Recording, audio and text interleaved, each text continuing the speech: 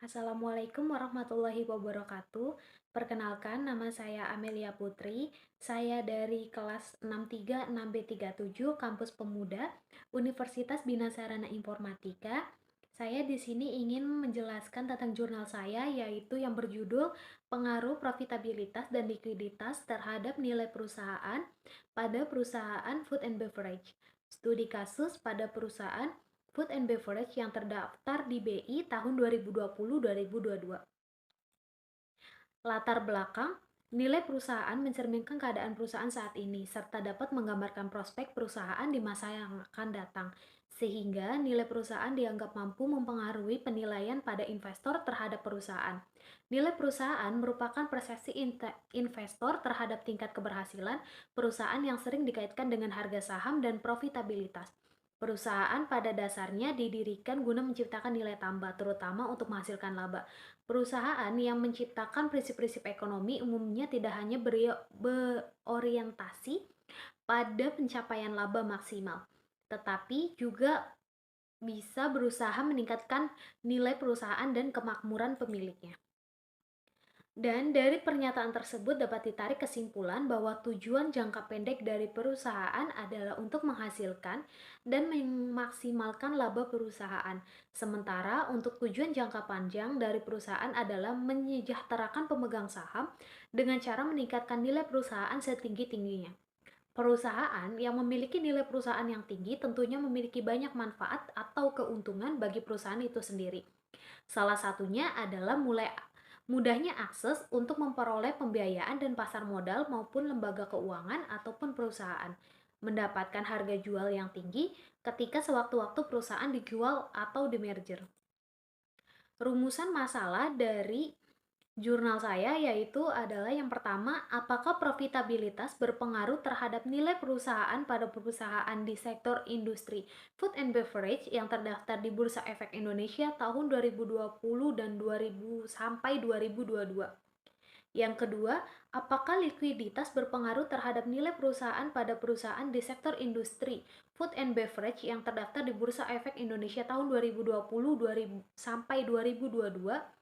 Dan yang ketiga, apakah profitabilitas dan likuiditas jika digabungkan dapat berpengaruh terhadap nilai perusahaan pada perusahaan di sektor industri food and beverage yang terdaftar di Bursa Efek Indonesia tahun 2020 sampai 2022.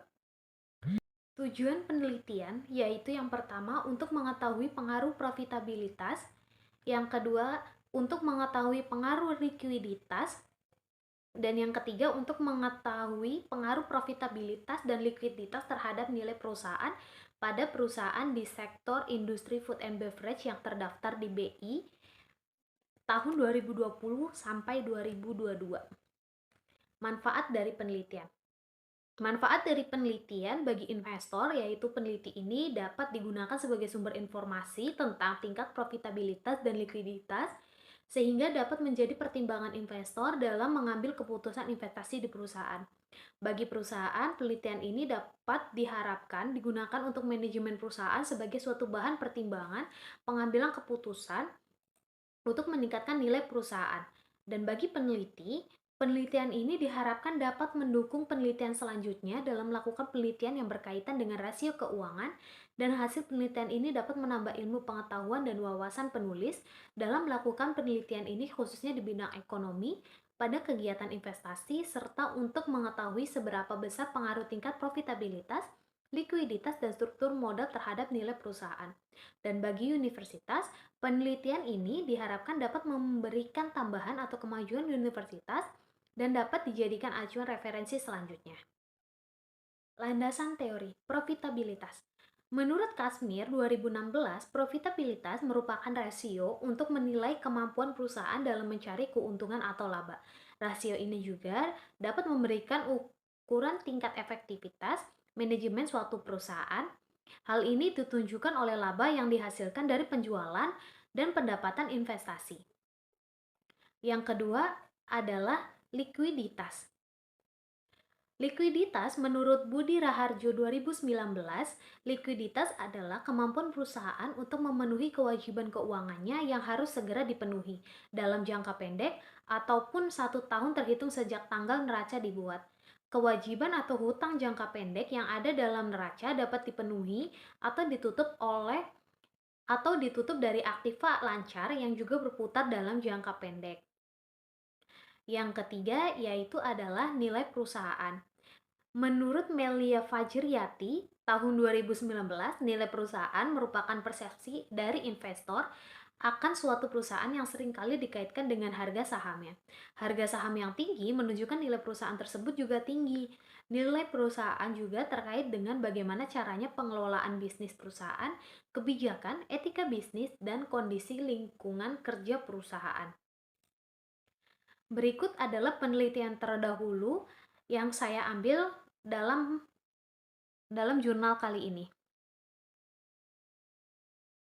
yaitu ada dari Valentina Sinta Dewi dan Agustin Eka Jaja tahun 2020, ada dari Sukarya dan Baskara tahun 2019, ada dari yang ketiga yaitu I Gusti Ayudia, Novia Yanti, dan Ni Putu Ayu Damayanti 2019, Melia Fajriati 2019, dan yang terakhir yaitu ada Poppy Gita Dirgan Pratiwi 2021. Metode penelitian. Metode penelitian yang saya pakai desain penelitian. Penelitian ini menggunakan pendekatan kuantitatif, yaitu untuk mencari apakah terdapat pengaruh yang signifikan antara variabel independen dengan variabel dependen pada subjek penelitian yang khusus. Pendekatan penelitian yang bersifat objektif mencakup pengumpulan data dan analisis data kualitatif serta menggunakan metode pengujian statistik. Variabel yang diteliti meliputi profitabilitas sebagai X1 yang diukur dengan menggunakan pengukuran return of equity atau ROE, likuiditas X2 yang diukur dengan menggunakan pengukuran rasio lancar atau current ratio, dan nilai perusahaan sebagai Y yang diukur dengan menggunakan pengukuran rasio price book value atau PBV. Populasi. Populasi dalam penelitian ini adalah perusahaan yang bergerak di bidang food and beverage yang terdaftar dalam Bursa Efek Indonesia berdasarkan yang termuat dalam periode tahun 2020-2022 terdiri dari 10 perusahaan.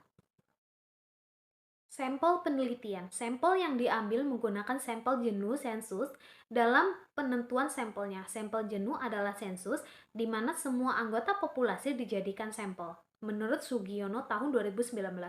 Berikut adalah tabel perusahaan-perusahaan yang saya ambil sebagai sampel. Definisi operasional variabel. Di sini profitabilitas saya menggunakan rumus ROE, yaitu laba bersih setelah pajak dibagi total ekuitas dikali 100. Sedangkan likuiditas saya menggunakan rumus current ratio, yaitu dengan rumus aktiva lancar dibagi utang lancar dikali 100. Sedangkan untuk mencari nilai perusahaan, saya menggunakan rumus PBV, yaitu harga saham saat ini dibagi nilai buku per saham dikali 100.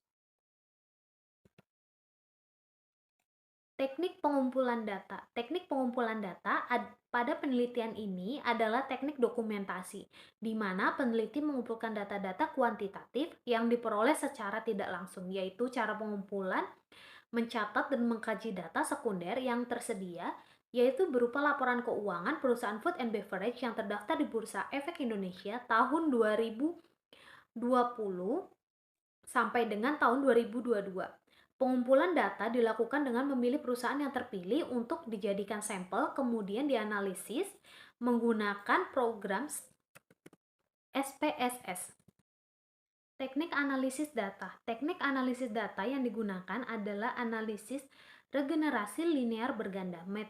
Model analisis regenerasi linear berganda adalah digunakan untuk melihat pengaruh dari variabel independen terhadap variabel dependen.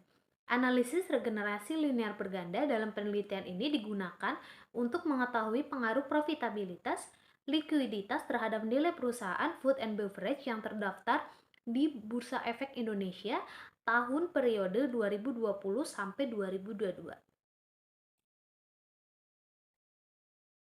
Hasil penelitian. Hasil penelitian dari uji statistik deskriptif. Berdasarkan tabel di bawah ini, hasil penelitian dari uji deskriptif adalah return of equity ROE, nilai minimum ROE sebesar 0,1 dan nilai maksimum 0,86. Hal ini menunjukkan bahwa besar ROE perusahaan yang menjadi sampel penelitian ini berkisar 0,01 sampai 0,86 dengan rata-rata pada standar defisiasi 0,16294. Current ratio. Diketahui bahwa minimum current ratio sebesar 0,46 dan nilai maksimum 8,23. Hal ini menunjukkan bahwa besar current ratio perusahaan yang menjadi sampel penelitian ini berkisar 0,46 sampai 8,23 dengan rata-rata pada standar defisiasi 1,73939.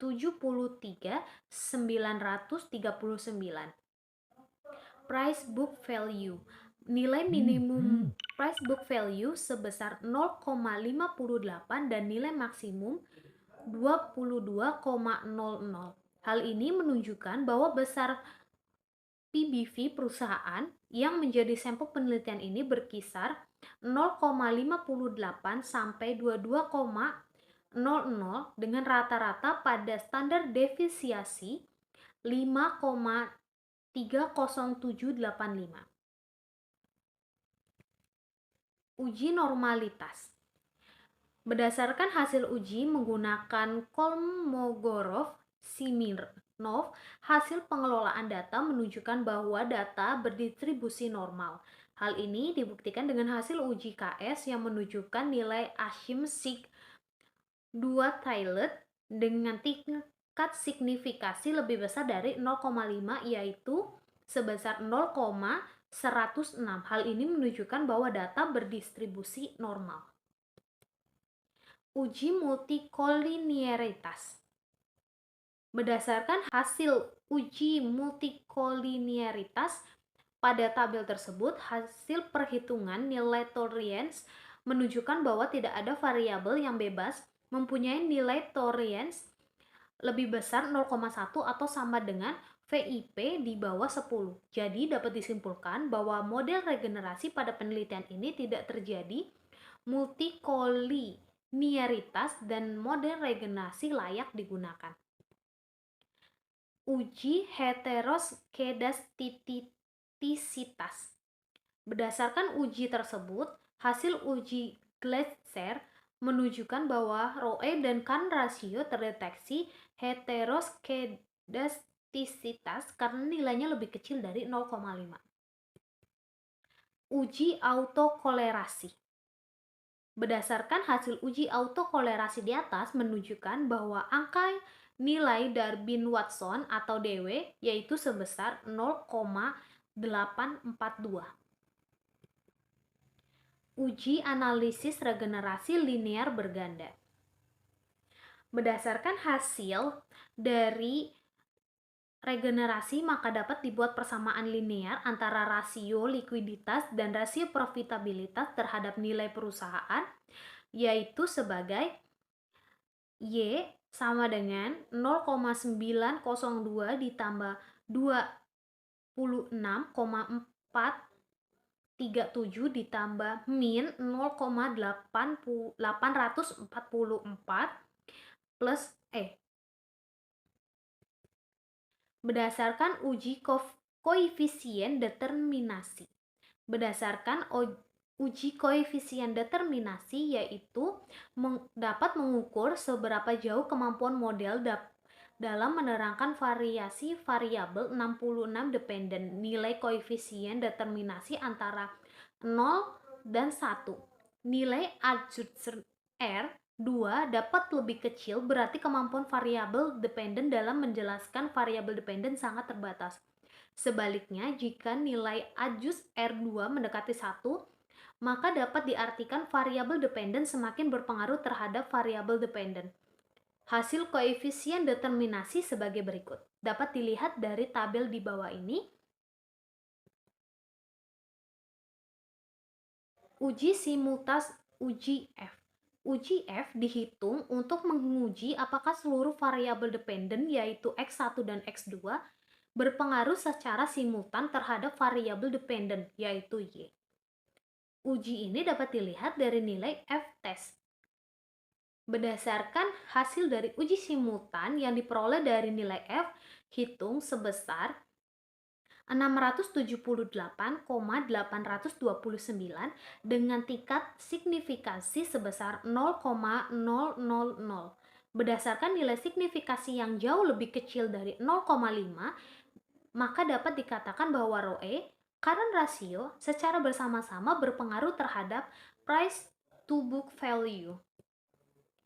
Yang terakhir, yaitu ada uji parsial atau uji T. Berdasarkan tabel di atas, hasil uji signifikan individual uji T untuk variabel yang digunakan dalam penelitian ini menunjukkan hasil pengujian hipotesis antara lain. Pengujian hipotesis 1, berdasarkan tabel, variabel ROE memiliki nilai signifikansi sebesar 1,008. Artinya, nilai lebih kecil dari 0,05. Sehingga variabel current ratio terbukti berpengaruh signifikan terhadap variabel nilai perusahaan, sehingga hipotesis 1 diterima. Pengujian hipotesis 2. Berdasarkan pada tabel, current ratio memiliki nilai signifikansi sebesar 1,008, artinya lebih kecil dari 0,05, sehingga variabel current ratio terbukti berpengaruh signifikan terhadap variabel perubahan laba, sehingga hipotesis 2 diterima. Kesimpulan, berdasarkan hasil analisis mengenai pengaruh ROE dan current ratio terhadap nilai perusahaan pada sektor food and beverage yang terdapat di BI dengan menggunakan analisis data SPSS dapat dihasilkan kesimpulan sebagai berikut. 1. Dari hasil analisis diperoleh hasil bahwa variabel ROE memiliki pengaruh terhadap nilai perusahaan. Hal ini dapat dilihat dari uji signifikansi individual uji T yang menunjukkan bahwa variabel ROE memiliki nilai signifikansi 1,008, hasil tersebut kurang dari 0,5. Ini sudah berarti memenuhi syarat, sehingga pada penelitian ini dapat diterima dan terbukti. 2. Dari hasil analisis diperoleh hasil bahwa variabel ROE memiliki pengaruh terhadap nilai perusahaan. Hal ini dapat dilihat dari uji signifikansi individual uji T yang menunjukkan bahwa variabel ROE memiliki nilai signifikansi sebesar 1,008, hasil tersebut kurang dari 0,05. Ini berarti sudah memenuhi syarat sehingga penelitian ini dapat diterima dan terbukti. Dari analisis data diperoleh hasil bahwa variabel ROE dan current ratio memiliki pengaruh terhadap nilai perusahaan PBV. Hal ini dapat dilihat dari hasil uji signifikansi simultan uji F. Diketahui bahwa nilai signifikansi sebesar 678,829 yang menunjukkan bahwa hasil tersebut kurang dari 0,05. Ini berarti sudah memenuhi syarat sehingga pada penelitian ini dapat diterima dan terbukti. Saran, berdasarkan hasil penelitian ini dan kesimpulan di atas, maka dapat diberikan saran-saran seperti berikut. 1. Bagi calon investor yang akan berinvestasi pada saham, hendaknya mempertimbangkan ROE, current ratio, dan PBV tersebut yang terbukti memiliki pengaruh yang signifikan terhadap nilai perusahaan yang dapat mengidentifikasikan kemakmuran bagi pemegang saham.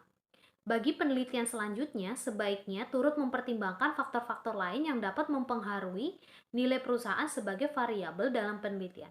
Selain itu, pertimbangan untuk sektor lainnya di Bursa Efek Indonesia yang dapat digunakan dalam melakukan penelitian. Sekian dari penjelasan saya mengenai jurnal penelitian saya. Kurang lebihnya mohon maaf. Wassalamualaikum warahmatullahi wabarakatuh.